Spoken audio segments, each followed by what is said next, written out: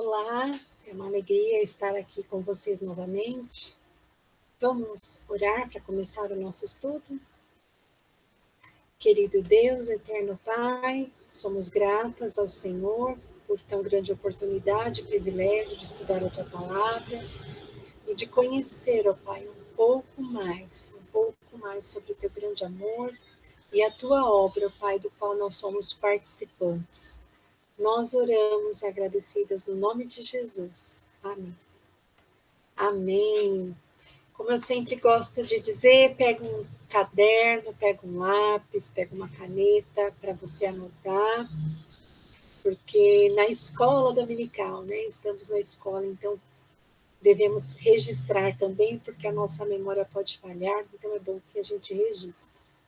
Nós encerramos no último domingo o estudo da primeira epístola de Paulo a Timóteo.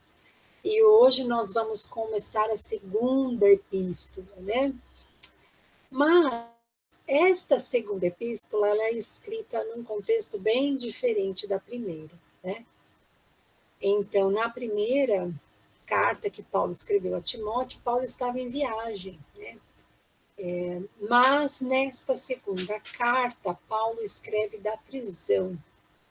Então, uma situação bem diferente, o teor da carta, o sentimento que a carta expressa é bem diferente. É importante que a gente saiba desse contexto, né? Paulo agora está preso. Da primeira vez que Paulo estava preso, como se fosse uma prisão domiciliar, então ele conversava com outros presos, ele discipulava, ele recebia visitas, mas agora ele está preso como um criminoso, né? A primeira prisão de Paulo foi uma prisão religiosa, né? Por questão de perseguição religiosa, mas agora Paulo está preso por motivos políticos. Como nós estudamos, né, na primeira carta, naquele tempo, nesse período que a gente está estudando aqui, o líder da época era o imperador Nero, conhecido por sua maldade, né, por suas decisões muito ruins, e Nero perseguia deliberadamente os cristãos, né? Em julho de 64, Roma pegou fogo e Nero culpa os cristãos, e especialmente culpa Paulo por esse incêndio em Roma. Então, Paulo é preso na prisão mamertina, era uma masmorra fria, úmida. Então, é uma prisão muito insalubre até para o apóstolo Paulo. Então, é neste contexto que Paulo escreve para Timóteo esta segunda epístola. Então, abra a sua Bíblia em 2 Timóteo, capítulo 1. Eu vou colocar aqui a apresentação.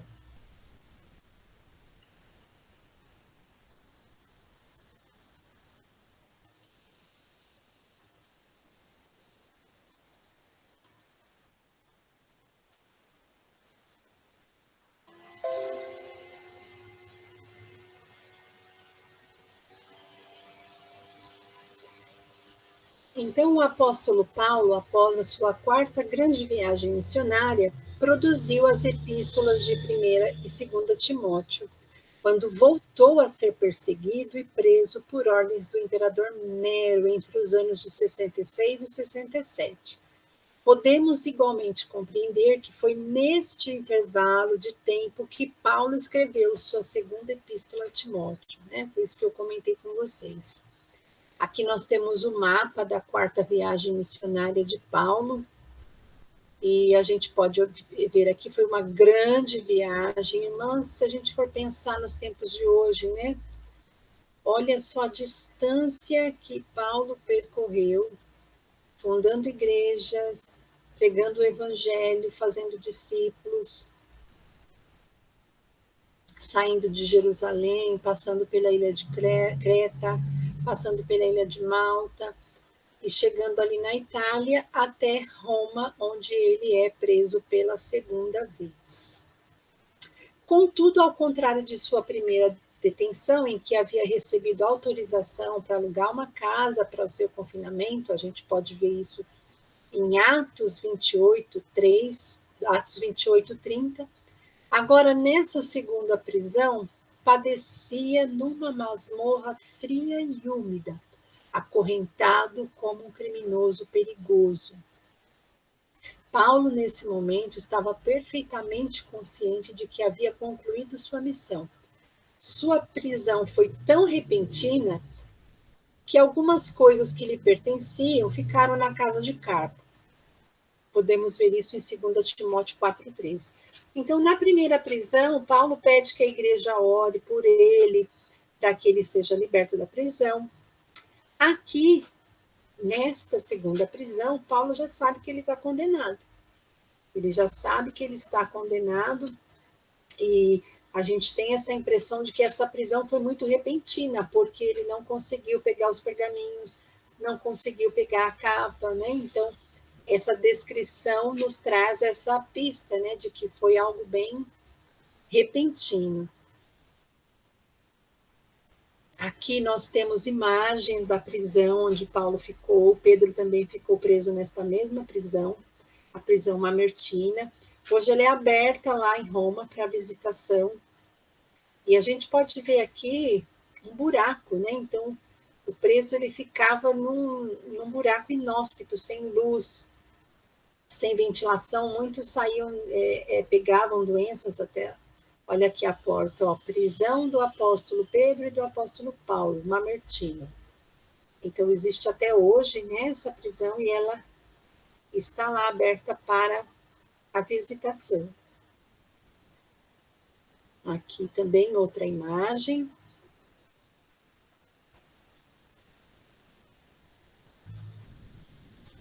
Vamos ver aqui, então, 2 Timóteo, capítulo 1. Vamos ler, então, os primeiros versículos? Paulo, apóstolo de Cristo Jesus, pela determinação de Deus, de acordo com a promessa da vida que está em Cristo Jesus. A Timóteo, filho muito amado, graça, misericórdia e paz, provenientes de Deus e de Cristo Jesus, nosso Senhor. Rendo graças a Deus a quem sirvo com a consciência limpa, como serviram meus antepassados, ao lembrar-me constantemente de ti, noite e dia em minhas fervorosas orações. Recordo-me das tuas lágrimas e desejo muito te ver, para que possa encher meu coração de alegria novamente. Da mesma forma, trago na lembrança a sua fé não fingida, que primeiro habitou em tua avó Lóide e em tua mãe Eunice, e estou convencido de que também habita em ti. Por este motivo, uma vez mais, quero encorajar-te, que reavives o dom que habita em ti mediante a imposição das minhas mãos, porquanto Deus não nos concedeu espírito de covardia, mas de poder, de amor e de equilíbrio. Então, até aqui, até o versículo 7, né? Como a gente já vem falando que Timóteo era um filho amado na fé de Paulo, então Paulo tinha um apreço muito grande por esse filho, e quando a gente tem um apreço muito grande por uma pessoa, a gente quer vê-la, né? Imagina Paulo nessa situação, sabendo que ele iria morrer, né? Então ele queria muito ver Timóteo, e aqui ele fala da mesma forma, trago na lembrança a sua fé não fingida, que habitou em tua avó Lóide, em tua mãe Eunice, e estou convencido de que também habita em ti, né? Então, Timóteo já havia demonstrado, pela sua vida, pelo seu testemunho, que ele realmente era um servo de Deus, era um rapaz dedicado à obra. Então, Paulo não quer deixar que Timóteo esmoreça, que Timóteo desanime. Por este mesmo motivo, mais uma vez, quero encorajar-te que reavives o dom de Deus que habita em ti, mediante a imposição das minhas mãos. Aí vem o versículo 7, né, que é um versículo que a gente escuta muito, e é importante que a gente saiba qual o contexto desse versículo. Porquanto Deus não nos concedeu espírito de covardia, mas de poder, de amor e de equilíbrio. pensando aqui em valores, né? Muitas vezes as pessoas falam sobre coragem, né? Deus não nos deu espírito de covardia. Então, fala aqui poder, amor, mais uma palavra muito importante, equilíbrio, né? Então, quer dizer que a pessoa que é corajosa, que é poderosa, ela precisa ser equilibrada também, né? O equilíbrio que vai trazer a estabilidade. Assim sendo, não te envergonhes do testemunho de nosso Senhor, nem de mim, prisioneiro dele. Pelo contrário, participa comigo dos sofrimentos pela causa do Evangelho, conforme o poder de Deus.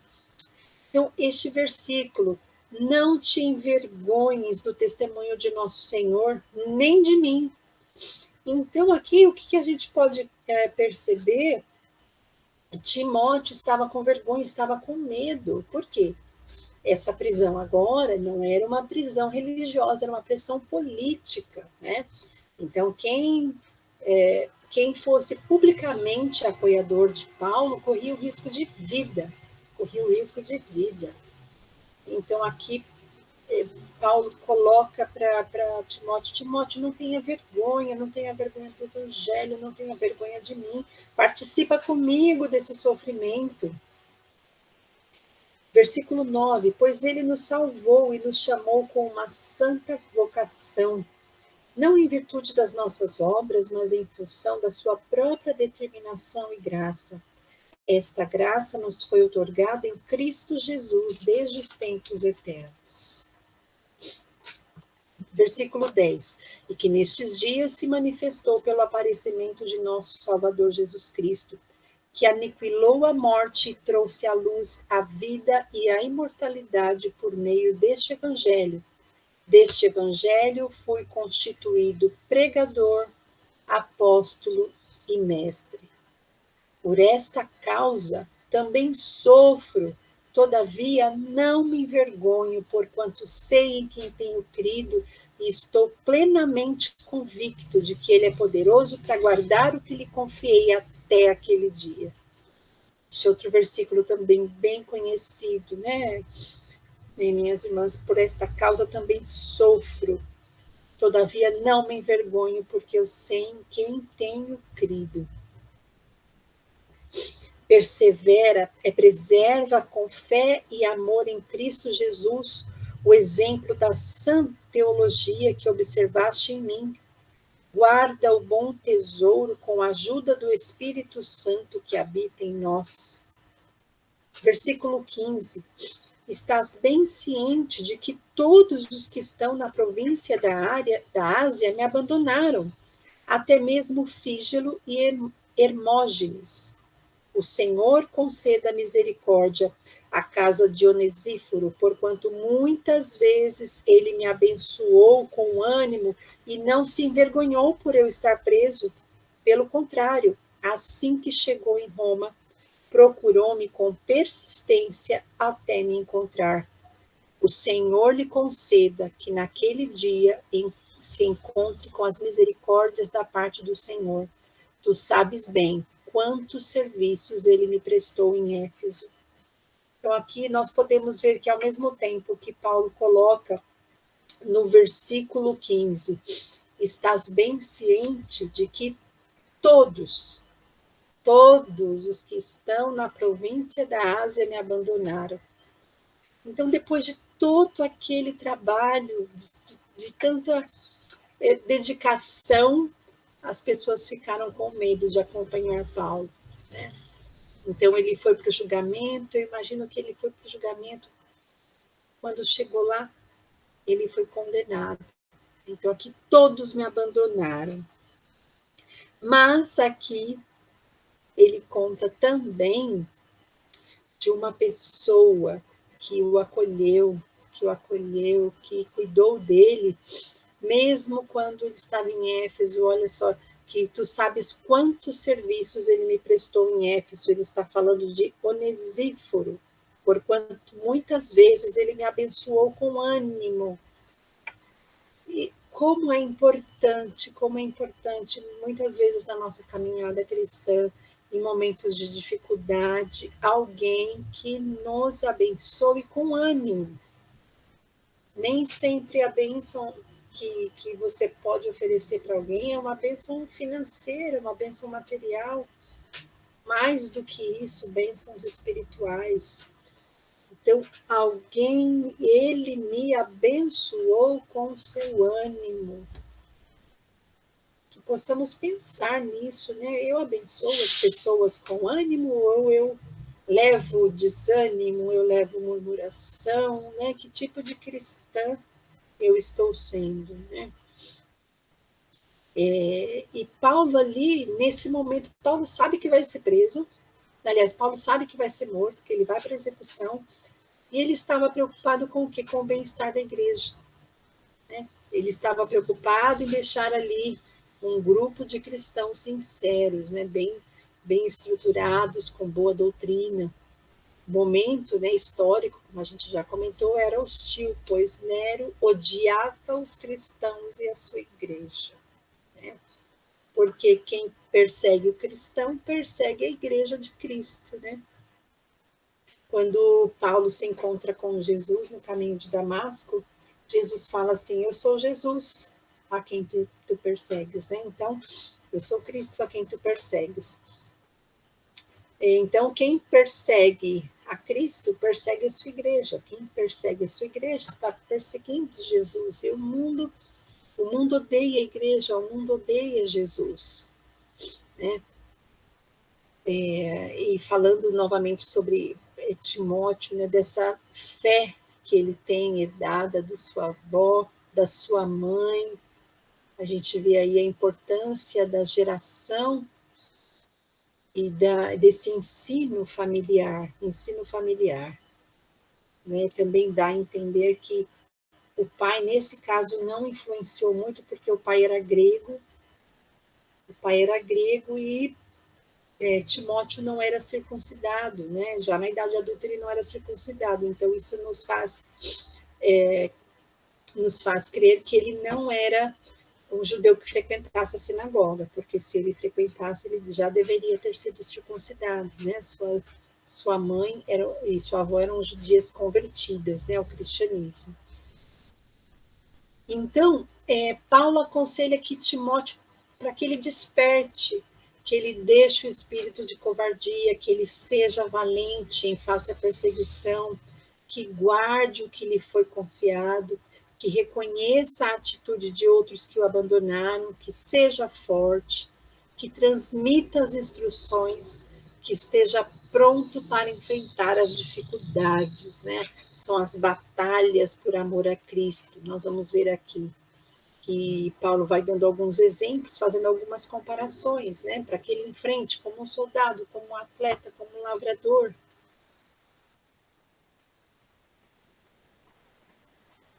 Aqui, olha, os versículos, né? Alguns versículos bem importantes na carta de Paulo a Timóteo. Deus não nos deu espírito de covardia, mas de poder, de amor e de equilíbrio. Versículo bem conhecido de 2 Timóteo, capítulo 1, versículo 7.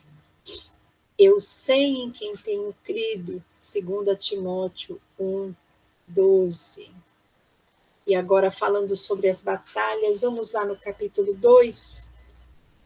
Abrindo então aqui no capítulo 2, as batalhas por amor de Cristo.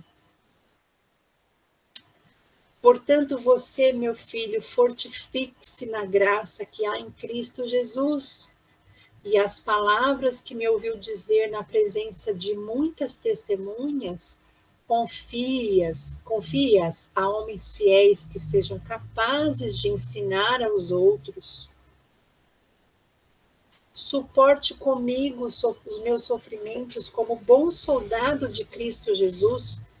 Nenhum soldado se deixa envolver pelos negócios da vida civil, já que deseja agradar aquele que o alistou. Semelhantemente, nenhum atleta é coroado como vencedor se não competir de acordo com as regras. O lavrador que trabalha arduamente deve ser o primeiro a participar dos frutos da colheita. Reflita no que eu estou dizendo, pois o Senhor lhe dará entendimento em tudo. Lembre-se de Jesus Cristo, ressuscitado dos mortos, descendente de Davi, conforme o meu evangelho, pelo qual sofro e estou preso até agora como criminoso. Contudo, a palavra de Deus não está presa. Por isso tudo suporto por causa dos eleitos, para que também eles alcancem a salvação que está em Cristo Jesus como glória eterna. Esta palavra é digna de confiança. Se morremos com ele também viveremos. Se perseveramos, com ele também reinaremos. Se o negamos, ele também nos negará. Se somos infiéis, ele permanece fiel, pois não pode negar a si mesmo. Aqui até o versículo 13. Ai, que carta linda, que carta linda. Eu não me canso de dizer. Aqui no versículo 3, Paulo diz: suporta comigo o sofrimento. No versículo 1, no capítulo 1, Paulo diz: guarda o evangelho. Depois ele diz: sofre pelo evangelho, permanece no evangelho e prega o evangelho. Então, são esses 3 conselhos que Paulo vai dar para Timóteo aqui nessa carta. Então, no versículo 3, suporta comigo o sofrimento como um bom soldado de Cristo Jesus. Nenhum soldado se deixa envolver pelos negócios da vida civil. Antes, ele precisa agradar aquele que o alistou, né? Então, se o soldado ele pertence a um exército, ele tem que defender aquele exército. Pois Paulo faz outra comparação com um atleta, né? Nenhum atleta é coroado como um vencedor se não competir de acordo com as regras. Então, o atleta precisa ter disciplina, ele precisa treinar, ele precisa se preparar, né? Vamos imaginar assim, o quanto um atleta se prepara para correr, né? Naquela corrida de final de ano, o quanto ele se prepara, alimentação, treinamento, acordar cedo, dormir bem. Então, aqui na nossa vida espiritual, nós também precisamos nos exercitar. Nós vamos ver mais adiante que Paulo fala assim, olha, traz os meus pergaminhos. Então, Paulo sabe que vai morrer. Paulo está na prisão e ele quer estudar mais, ele quer ler mais. Nós não podemos parar de estudar. Devemos estudar a Bíblia, estudar a palavra de Deus, que ela é rica, ela é uma fonte inesgotável de aprendizado. Aqui, um outro exemplo, uma outra comparação que Paulo nos traz. O lavrador, que trabalha arduamente, deve ser o primeiro a participar dos frutos da colheita. Então, o lavrador, ele precisa ser perseverante. Imagina o tempo, né, que leva entre o plantar e o colher. Então, ali um tempo de espera, um tempo de fé, um tempo de paciência, né? Como nos falta às vezes paciência, né? Então, Paulo está usando todas essas figuras de linguagem, todas essas comparações para ensinar Timóteo, para encorajar Timóteo. Reflita no que eu estou dizendo, pois o Senhor Jesus lhe dará entendimento de tudo. Lembre-se, Jesus Cristo ressuscitado dos mortos, descendente de Davi, conforme o meu evangelho, pelo qual eu sofro, estou preso como criminoso. Contudo, a palavra de Deus não está presa. Então, Paulo revela que, olha, eu estou preso, mas a palavra de Deus não. E ele sabe por que ele está preso, né? Estou preso por esta causa, por esta causa. Esta palavra é digna de confiança. Vamos guardar bem no nosso coração esse trecho agora. Se morremos com ele também viveremos. Se perseveramos, com ele também reinaremos. Se o negamos, ele também nos negará. Se somos infiéis, ele permanece fiel, pois não pode negar-se a si mesmo. Então, aqui a imagem, né, das três figuras que Paulo usa: o soldado, o atleta e o lavrador. Vamos agora aqui ao versículo 18, capítulo 2, versículo 18. Atitudes do obreiro. Continua a lembrar essas orientações a todos, advertindo-os solenemente na presença de Deus, para que não se envolvam em discussões acerca de teorias vazias. Isso não produz nada de bom e serve tão somente para perverter os ouvintes. Procura isto sim apresentar-te aprovado diante de Deus, como obreiro que não tem do que se envergonhar e que maneja corretamente a palavra da verdade. Evita, pois, as conversas inúteis e profanas, porquanto os que agem assim promovem ainda mais a impiedade, e tais palavras se alastrarão como câncer. Entre estes se encontram Himeneu e Fileto. Eles se desviaram da verdade, proclamando que a ressurreição já aconteceu, e com isso corromperam a fé de alguns. Contudo, o firme fundamento de Deus permanece inabalável e autenticado com este selo. O Senhor conhece os seus e aparta-se da injustiça todo aquele que professa o nome do Senhor. Numa grande casa há vasos não somente de ouro e prata, mas também de madeira e barro, alguns para nobres finalidades, outros para fins desonrosos. Se alguém se purificar destes pecados, será como vaso de honra, santificado, útil para o Senhor e preparado para todo bom serviço. Foge igualmente das paixões malignas da juventude. Segue a justiça, a fé, o amor, a paz e a comunhão com os que invocam o Senhor de coração puro, e rejeita as questões insensatas e improdutivas, sabendo que geram apenas discussões.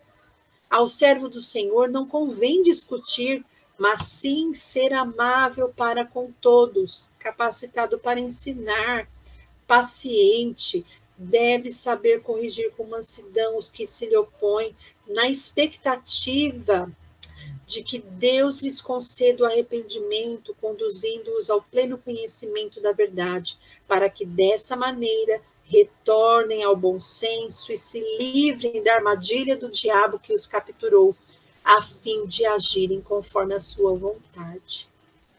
Então, quantas exortações aqui, quantos ensinamentos de Paulo. Timóteo é exortado a ordenar que os cristãos evitem discussões vãs, a ser um verdadeiro mestre na palavra, fugir da falsa doutrina, fugir da vida má, evitar especulações vãs que causam contendas e impedem a obra. Hoje, como nós estamos vivendo batalhas por coisas vãs, brigas por coisas vãs nas redes sociais. Nós precisamos evitar essas discussões vãs, precisamos agir com sabedoria, evitar discussões vãs na nossa casa, na rede social, na igreja.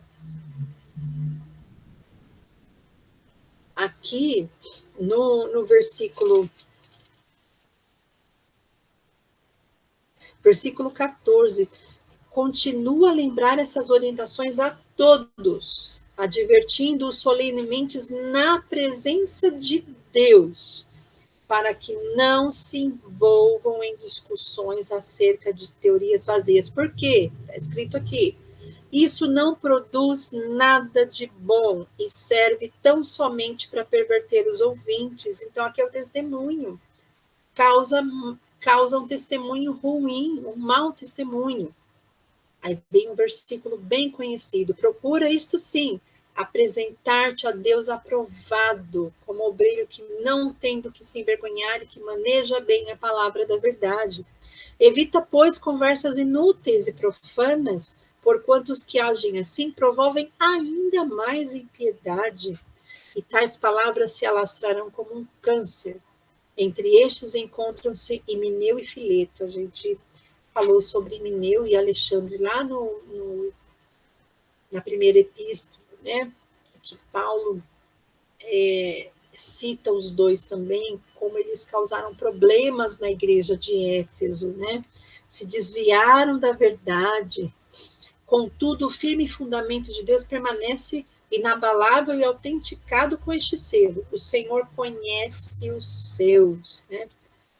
E aqui eu gosto bastante como Paulo usa exemplos, né? Como Paulo usa exemplos para que a gente possa entender. Agora, Paulo vai usar o exemplo dos vasos, né? Vamos imaginar aqui os vasos. Olha. Numa casa há vasos, não somente de ouro e prata, né? Mas também de madeira e barro. Então, ele está falando aqui. Se alguém se purificar destes pecados, será como vaso de honra. Então, tem vaso de ouro, vaso de barro, vaso de prata.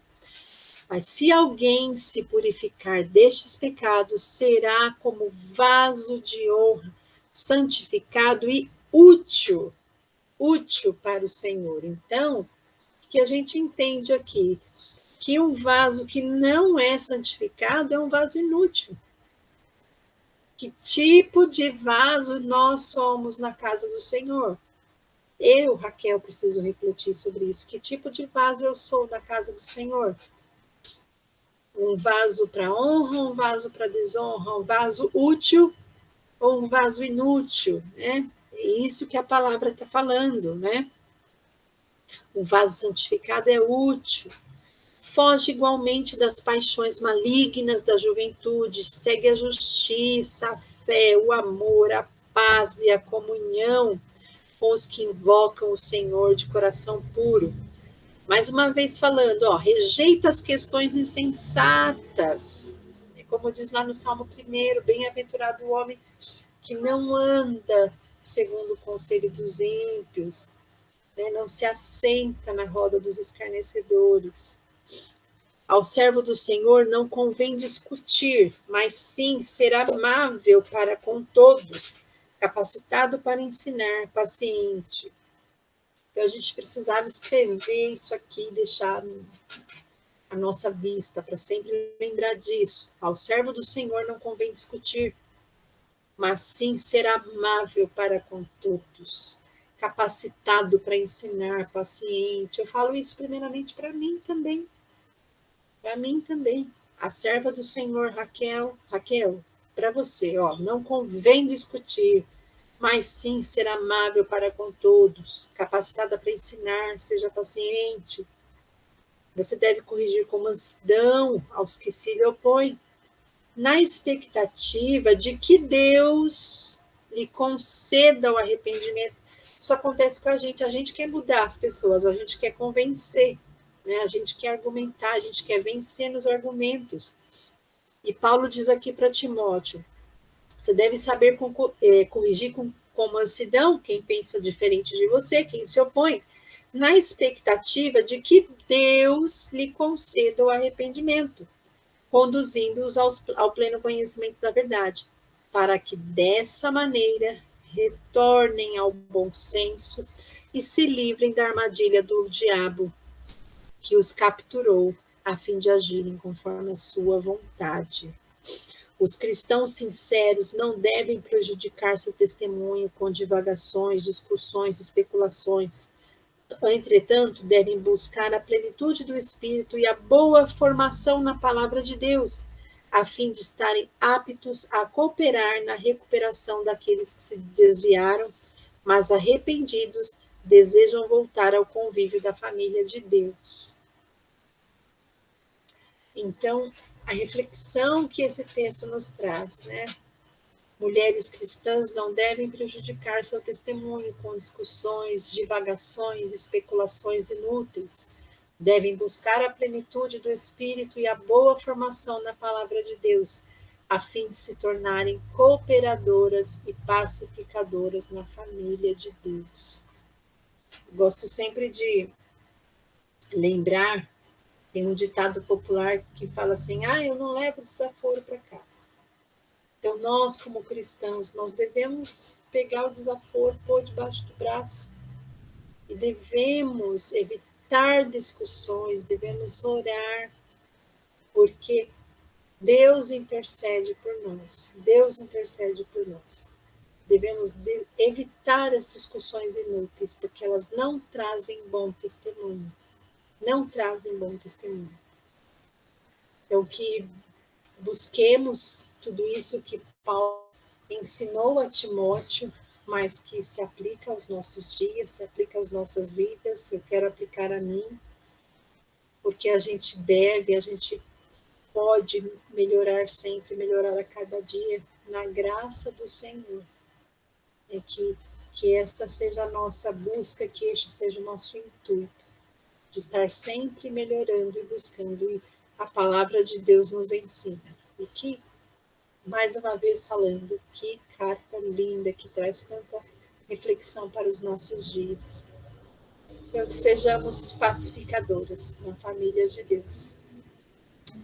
Então, próximo domingo, nós vamos encerrar a segunda epístola de Paulo a Timóteo. Então, um grande abraço, que Deus nos abençoe.